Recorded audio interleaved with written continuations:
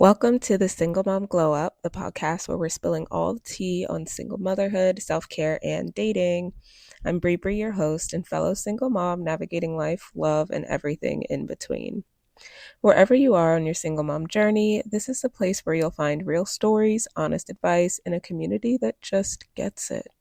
So grab your favorite drink, get comfy, and let's dive into some juicy conversations that'll inspire, empower, and keep it all the way real. So, this week is part two of a 5-part series. So, if you are just catching and meeting me here at part two, and you're like, what in the world? After you start listening, then please feel free to go back to part one and start from the beginning. But yeah, I'm just going to dive right in. I'll be sharing in this section my story of surviving grief, what helped me heal, and I'll start talking about how I learned to prioritize myself, but I don't necessarily go into that because I'll go into that next week. The turning point or the shift that I started to make, I will go into next week. If you are a single mom navigating loss, struggling to take care of yourself, or just feeling alone, I want you to know that there is hope even in the darkest moments. And honestly, full transparency, y'all. I am recording this after I had a tough time writing my notes for this, but if you are like me and can tell when someone's been crying based on how they sound, I also am actually going through a particularly dark moment unrelated to this in my life right now. And, maybe I'll talk about it in another episode or something, or maybe I'll drop something midweek, just, surprise ya. Because I do feel like I have a lot to say about this.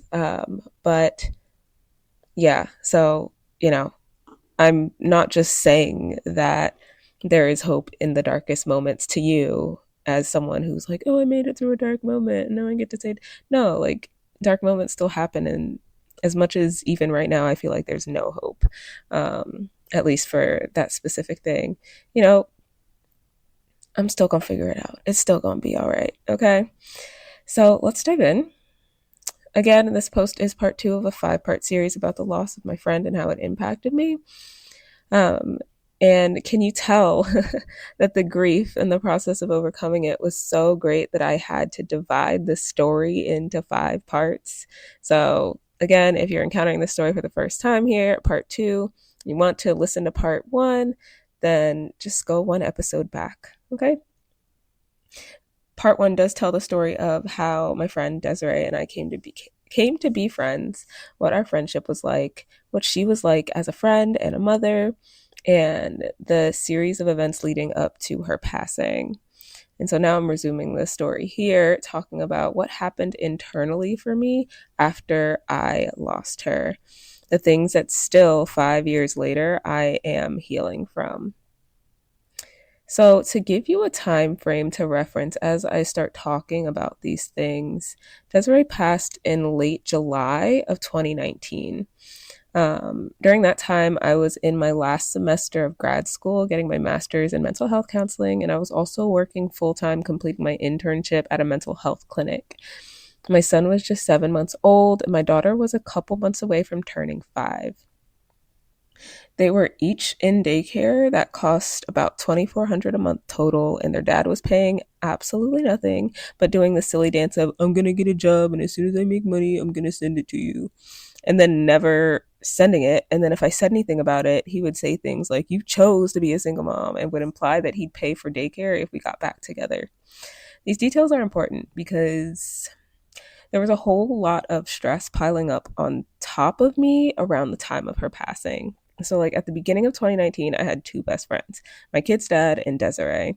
And then I also had some childhood friends, but we'd been steadily growing apart since I had my kids, not in like a negative or a toxic way, but we were just going through very different things in life at the time. So when I broke up with my kid's dad at the beginning of 2019, and I was down to one bestie, for her to just up and die, given everything else that was also going on, left me with what felt like no one who could see me. And so I was able to lean on one of my cousins for support, but our friendship, obviously our cousinship wasn't new, but our friendship was kind of new. So I didn't necessarily feel seen or super close to her at the time. And then I'd also been friendly, flirty with someone I met. It's so funny I'm talking about them here because part of the thing that I mentioned at the beginning of this has to do with him. But I'd been friendly or flirty with him, and I met him around May, and he was super supportive from a distance. But again, it had been a short period of time, so the depth of friendship wasn't there. It wasn't like I could lean on these newer, fresher friendships in the same way I could lean on the two deeper ones I'd just lost. And let's be real, I could never actually really lean on my kid's dad anyway, but I definitely could and did lean on Desiree and was leaning on her during this time as she leaned on me. And then as well, if you've heard me talk about how things are now, my family is heavily supportive. But back then, things were kind of tense between my family and I since I broke up with my kid's dad that February 2019. We'd had to move back home to my parents' house less than a year prior. I was pregnant with my son, and then my kid's dad totaled one car and then got the replacement car that he got repossessed. It's honestly a whole long story that I think I go into detail about it in either the very first episode, episode one, or episode two. But let's just say they weren't necessarily mad at me. I think they were just worried and irritated about the whole situation. And then I went and made it worse by going out on dates and asking them to watch the kids for 4 hours or so, and then consistently losing track of time and staying out for way longer than 4 hours, like bad stuff. So I was already losing myself a bit from the breakup and recovery from being in a relationship from a very covertly narcissistic individual for 7 years. Okay, now that I've set the stage for what I was dealing with support wise, I can talk about the story of my collapse. Have you ever seen someone fall in slow motion, but in real time, where somehow they're able to fight gravity enough to not just hit the ground in one quick fell swoop, falling at the usual 9.8 meters per second? First, you see that they're about to fall, and then maybe their knees hit the ground, and you're like, are they done? Can they recover? And then their momentum carries them forward, and you're like, oh, it's not over. And then their arm hits the ground. Then their other arm goes to do the same, but it slips from under them. So the left side of their body falls to the ground. But the momentum from losing their footing, or handing in this case, I guess, causes them to also roll a bit. And then they get up a little bit too early and fall again. That's how the grief hit me. Let me explain. When Desiree died, as I described in the first part, I was hit with a single wave of grief. What in the world? Let's try that again, shall we? I was hit with a single wave of grief. Anyone watching me would have seen this as the part of falling where someone hasn't fallen yet, but you know that they're going to fall. And so I cried about it that day, and then I had to go to work the next day. So I did, because I was feeling okay enough. I kind of coasted like that all the way through August. I was fine, air quotes around fine. I mostly felt numb, but then I cried sometimes. So I thought I was going through the grief just fine. Trigger warning. I will be talking about suicidal ideation a bit, but I'm leaving out like vivid details.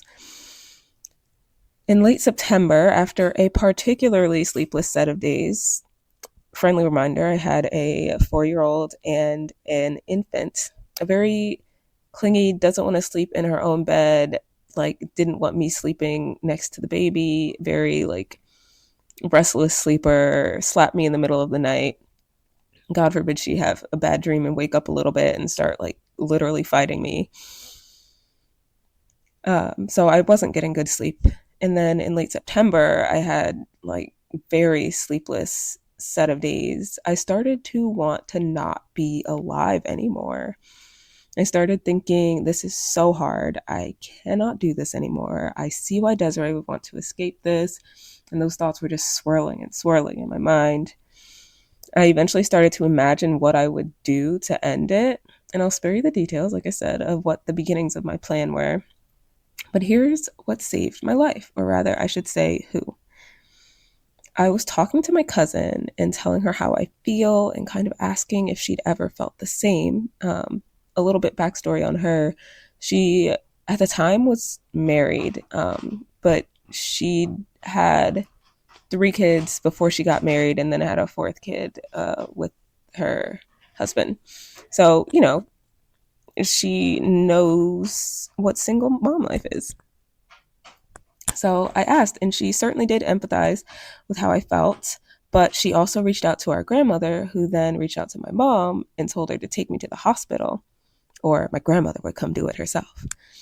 So I went voluntarily and I just shared what I was thinking, and they admitted me, and I ended up spending the night there. I got a good night's sleep there without my phone, without having to wake up in the middle of the night multiple times to feed or soothe my children. So when I woke up, I felt so much better. The suicidal thoughts and ideation had vanished. I just wanted to get back home and see my kids. Like the sleep fixed it. However, the doctor refused to let me go because she thought I was still a danger to myself. Wasn't even the doctor I saw. Didn't even listen to what I was saying. And I ended up being transferred to a psychiatric hospital that night. I was very upset at first and reluctant to go, to hand in my phone, to step into a room with strangers whose mental states I knew nothing about. But I also saw it as a time to get even more uninterrupted sleep and fill that cup up. So I went. I missed work. I missed class. I didn't tell anyone I was going except for that guy I was in a flirtationship with and my daughter's best friend's mom, as I requested that she pray for me, but I think I didn't actually tell her the details of why I asked for her to pray for me. Anyone else I didn't tell, probably for about a year-ish. Maybe it was shame, maybe it was just being very self-protective of that level of vulnerability. I spent about 3 days in the hospital before busting myself out, nearly against medical advice, like a little bit against medical advice, but like it's not on the paperwork because I worked a little bit of Libra magic because a new person, I think it was like 2 days in, 3 days in, a new person came into the shared room I was in. And I had left for art therapy or something and came back, and the room smelled like someone had smeared dookie all over the walls. I was literally, the room that I was staying in was right by the front desk, and I was all up in arms. I was like, y'all can either find me another room to sleep in or let me out of here. I'm no longer a threat to myself, and I technically wasn't even a threat to myself when I was admitted here. Go read the notes, talk to the therapist I've been talking to, talk to the psychiatrist, all right? Go into that room and tell me if you'd like to sleep there tonight. And when no one even wanted to walk in there, I was like, exactly. So let's get this paperwork going. And that worked, and they let me go. And so, in the spirit of transparency, and let me double transparency this, right? Because if you've been listening since the beginning, I probably sound a lot less ummy and a lot less thinking and musing and pausing and filler words this time around. And that's because I wrote all of this out first. I'm trying something new. After a couple of dreams and nudges to get me to write more instead of just outright speaking, I wrote this all down first. And so when I wrote it down, sharing that part of my story or getting it out in writing, right? I had a moment. And so somatically, my body started to really respond. And did I? Yeah, so I didn't write down exactly how it started to respond. So I'll share that here. If you end up reading this as well, I'm going to post what I wrote as a blog post. But you know me, I like to improvise and add a little razzle dazzle. So, you podcast listeners are getting the special version of it. But I started to feel not necessarily nauseated, but, and this is something I've been fighting since, not always, right? Not constantly, but when it comes to my grief, it just, from my gut, it just feels like something just wants to come out, right? And I don't know what that thing is. And maybe one day I will have the courage to face whatever that is. But it started to want to come out when I was typing all of that. And so instead of continuing, I said, wow, in the spirit of transparency, I want to pause here and share with you what's going on with me as I write this, right? Full transparency. I was writing it, I'm reading. I just had to take a moment and tend to the part of me that survived all that because she started crying, right? And it's interesting because I felt this is me talking now, I'm not reading. I felt an internal cry that I could have kept internal, but I was like, do you like actually want to cry? Because you can actually cry. And so I did. And back to what I wrote, I'm writing about it in a candid way, but it was a very serious, very scary experience. Again, now I'm just speaking to you. It's interesting because speaking it after writing it, I don't feel any of that right now at all. And so I think by letting myself write it out and to take a moment and to feel what that feeling was in my body, I think I moved whatever I was dealing with. I'm hopeful that I did. I'm hopeful that I'm not just numb because of the other BS going on. But anyway, let me get through this paragraph. I'm not going to pause it anymore. I'll just say any comments at the end. I was very broken, and I am so motherfucking grateful I survived it. But I also hate that I had to experience any of it at all. One of the hardest parts of my grief for me to process was my anger. How dare Desiree fucking leave me? I can't tell you how many times I've written that, whispered it, yelled it, screamed it, dreamt about her, and sobbed in her arms about it. Even though I went through my own stint of feeling the same feelings that she did, knowing she had it way worse support-wise. That's not to invalidate how I feel, but to hold space for both. I've had to learn to hold space for both instead of minimizing empathy and understanding in favor of rage and betrayal, or the opposite, right? I feel both. My grief is massive. That's okay. That's normal even, okay? Okay. Back to the story. Thank you for holding space with me. So I finally left the hospital. And who did I text first besides my mom to come pick me up and take me to my babies? The flirtationship guy. What can I say? He was special to me. He's always been special to me. He's still special to me, even though I had to cut things off because he wasn't treating me special, and I deserve all the specialness in the world. I also texted my daughter's best friend's mom to, let her know I was okay. And then I didn't really tell anyone else what happened. I didn't speak to my cousin for a little while after, because while I know she saved my life and I'm grateful to her now, I was kind of pissed she snitched and I felt betrayed, which is funny foreshadowing.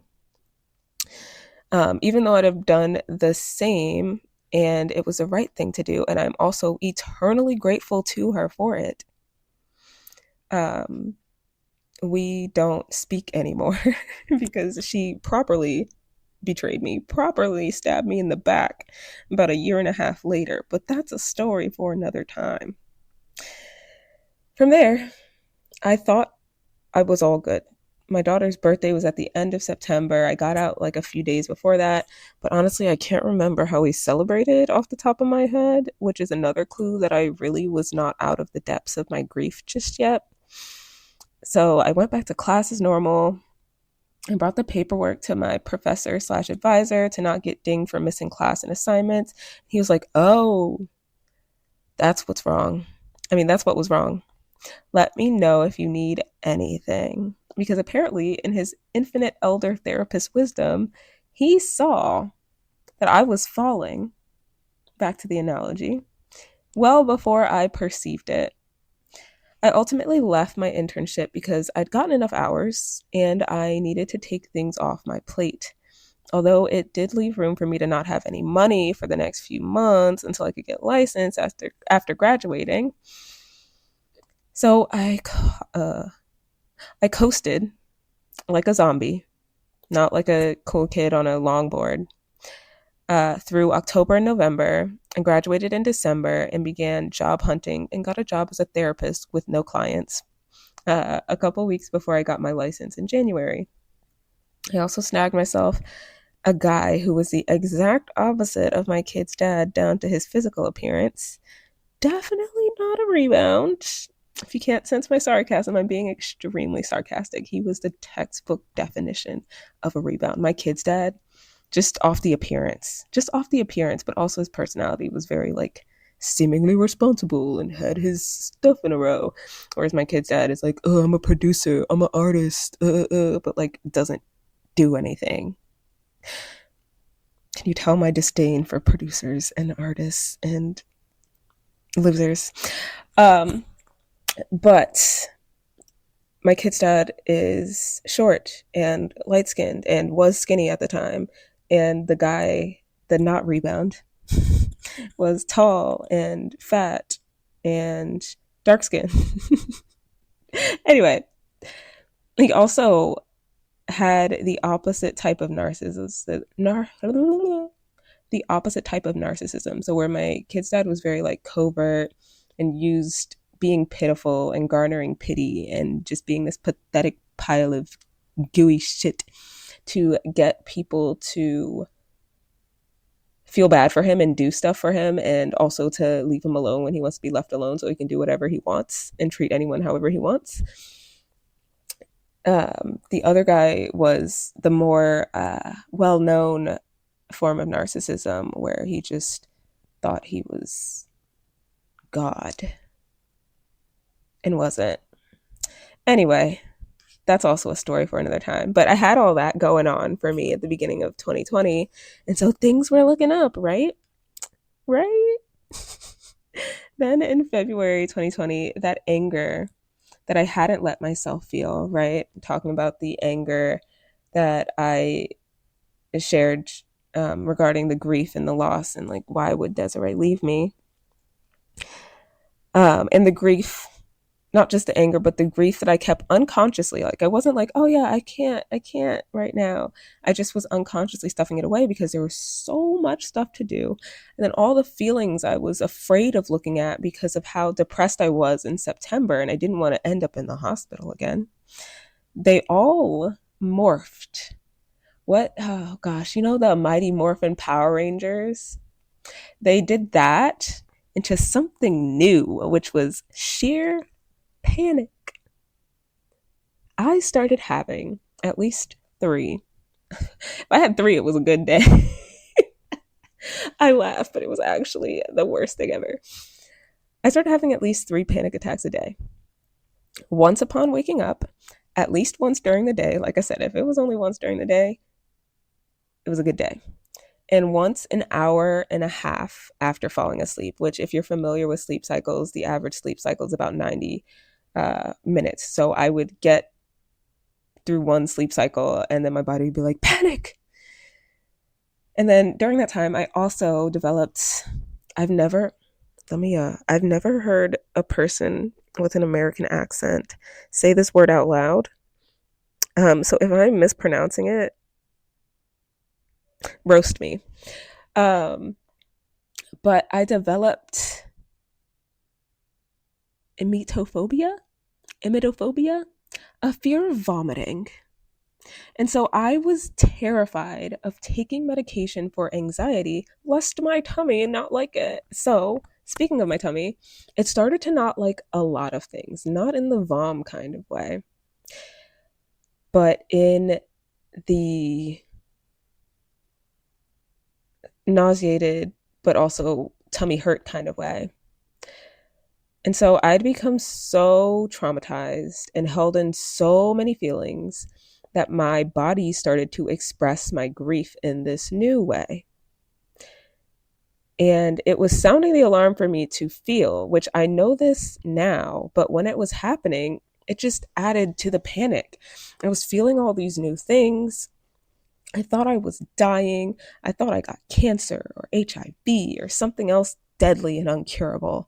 And I was tethered to the things that distracted me from the anxiety, like video games and more video games on a different platform and more video games on a third platform and dating and oh gosh, what else?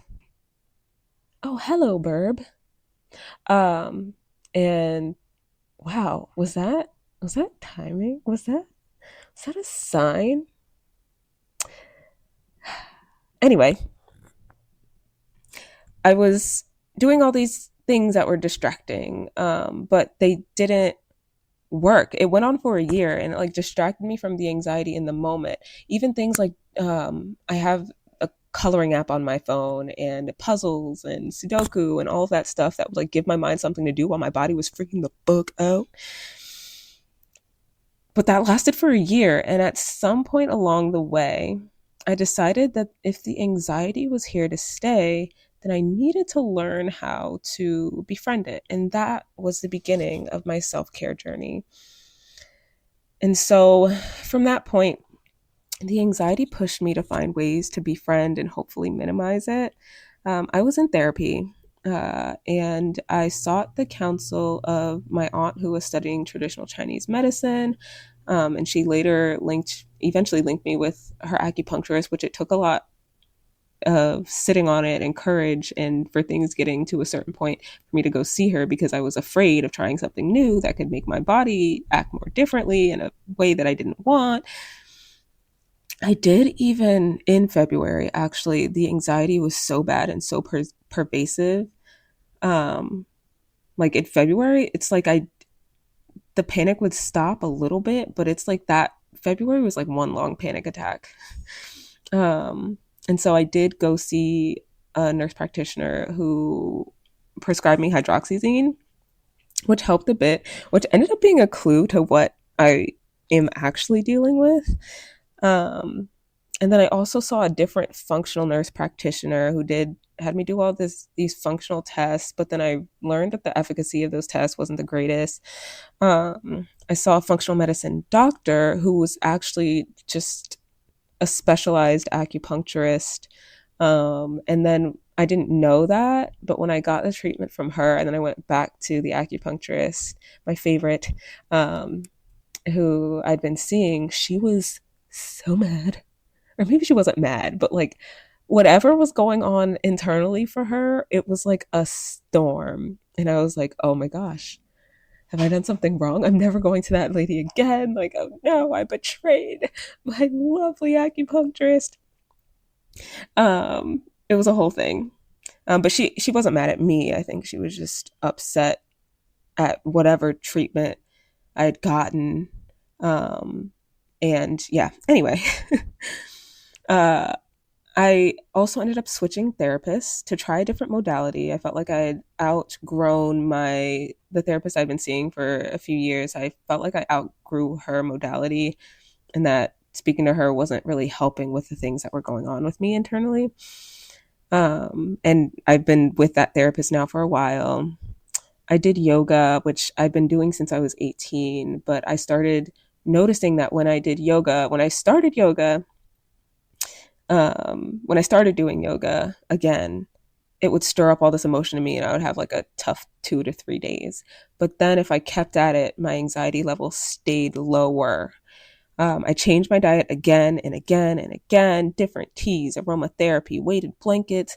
I even shaved my head. Okay. And there are probably other things that I tried that I am forgetting about. And while some things didn't work, some things made it worse, others stuck. I still see my acupuncturist, like I said, and I'm still with the second therapist. I literally just saw her today. And in times where I've been so overwhelmed at night that I need to sleep somewhere other than my bed, I always bring my weighted blanket. I'd use lavender essential oil to calm myself so often that it began to work instantaneously to bring my anxiety down a notch. And so the beauty in all of this chaos and pain and grief and fear, the gift that the grief anxiety brought me, that I am still grateful for. I had to learn through trial and error all the places I wasn't taking good care of myself and fix it. It's one thing when you're avoiding a feeling that actually quiets down when you avoid it. It's another thing entirely when you're avoiding a feeling that only becomes stronger the more you avoid it and will completely derail your life and put you out of commission until you address it. Anxiety beat my ass, y'all. You know that scene in every action movie where the hero gets their ass beat into dust before having to take a break and then they do the whole training montage to get stronger so that they win the battle?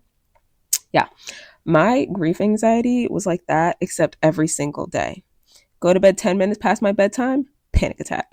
Eat a meal an hour too late, panic attack. Didn't do yoga before 6 p.m., panic attack. There was no room for slacking on myself. If there were, I would not have changed. My body knew that. God knew that. I got collected, okay? Edges snatched. I've gotten to a point now where I have much more wiggle room because I've spent the time to repair the absolute brokenness I was dealing with before, and I've built a level of trust with my body. It's still not there 100%. I still very much have that fear, that phobia that has prevented me from trying new foods. Not completely. I had grapes last week and they were so good. They were so good. But the second day, they also made my mouth itchy, like the beginnings of an allergy. So I'm kind of like, was it the time that I ate? Anyway, it's still a work in progress, right? I still sometimes get anxious. I still deal with some of the issues, but I've also learned a lot about myself through it. That with these clues, I will figure it out. Dang, nabbit. And so that is where I will leave you this week. So make sure you come back next week to learn how I started to turn the tables after starting to learn what helped. Because while I am so glad you have listened thus far, and maybe you feel seen, and maybe you feel like, your story and my story are similar, which wonderful, great. I hope, well, I don't hope that you went through the same stuff as me. But if you've been dealt the same or similar awful hand, I hope that, you don't feel alone, because I know I feel very alone because not many people have lost someone that close to them to suicide. And it is just a different kind of pain. Like when I learn of someone losing someone else to suicide, I cry for them because I know how much it hurts. It's not, I've lost people to other things, illness, murder, and those things hurt. And I'm not trying to say that they are more or less or whatever. It's just different. The suicide thing hits different. So, like I said, I hope that, on the one hand, I hope that you don't actually resonate with that pain. But if you do, I see you. I'm here. And yeah, and I hope my story provides something good for you. And if you do resonate or, whatever, no, I was saying something else. I forgot. That's okay. If you resonated with anything shared today, make sure you hit the follow or the, what's it on Spot? Yeah, Spotify you follow, Apple Podcasts. I don't know what you do on Apple. But follow, stay in the loop. Okay? So you don't miss future episodes. The next part where I dive into the actual tools and tricks, like, the things that anybody can really use and implement and learn from. And then further future episodes where we will continue to dive deeper into navigating single motherhood and glowing up in every area of life. So I'd love to hear your story. And if you're binging this, I am actually taking a break from Instagram. I may get rid of it completely. Same with TikTok. I just don't it's not a long story. I just don't want to be on those platforms anymore. I find them incredibly stressful and overstimulating as a neurodivergent person. I hate them. I hate getting stuck in a doom scroll, and I don't want to participate in that kind of culture anymore. I don't know. It's just been a weird shift from someone who used to love Instagram. But that's where I'm at. And so to join my community now, really your only option is to follow me here. You can also subscribe on YouTube. I post these podcast videos as YouTube thingies. I might get a bit more active on there. Um, Maybe Threads, but I kind of feel the same way about Threads as I do about those other. It feels like they're like fast food or fast fashion, but it's like fast social media. And I don't know, maybe it's just me being 30 now. I just don't like it. I don't like it. So, to stay in my community, to stay in my inner circle, to know when I have a lot of plans and I want to do a lot, but I don't know exactly how those things will come to be, if that makes sense.